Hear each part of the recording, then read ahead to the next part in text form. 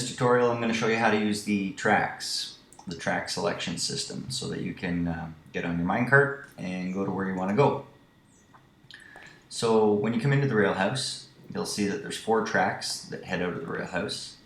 There's track 1, there's track 2, track 3 goes this way here, and track 4 goes down that way.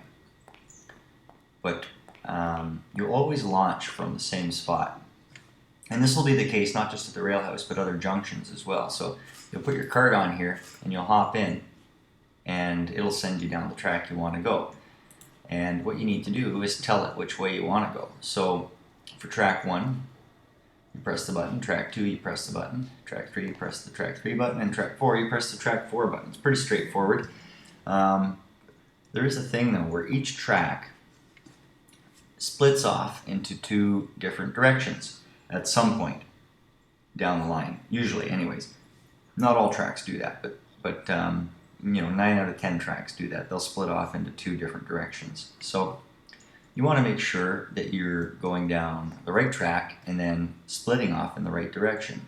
And we call those directions forwards and backwards.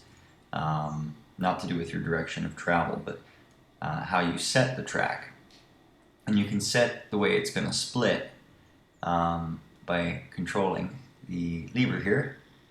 So for example, if I'm looking at track 3, I can go to the Mason's Lodge on track 3 by setting the lever to forward, or I can go to the tailor shop by setting it to back.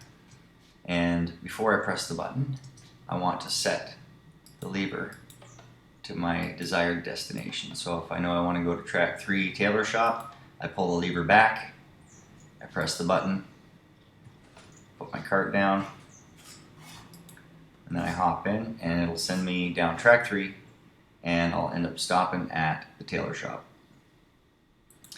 So the tracks that don't have forks, they still have the lever here, but it doesn't do anything. It would seem odd if there wasn't a lever here, but the rest of them have it, but most of them do have it.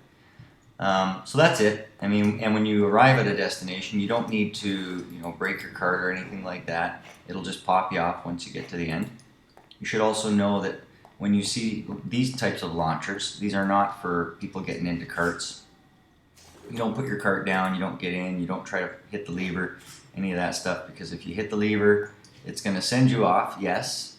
But what you're doing is you're leaving this launcher activated. So when a cargo train does come in, because that's what these are for, cargo trains, when a cargo train comes in, it's going to bounce back, and that's going to cause some problems for porters. So you always want to use the passenger launcher.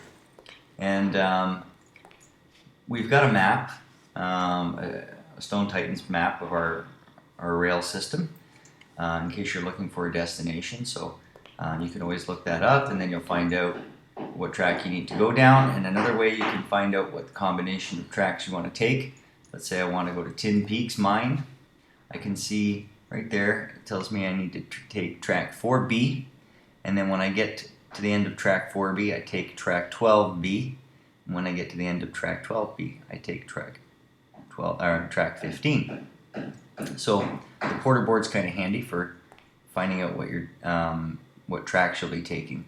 So if I wanted to go down to Tin Peaks, I'd start off on track 4B, which means I'd set track 4 lever to B. That's going to obviously take me to NPC Junction. And then I'd press the button, hop in, and away I go.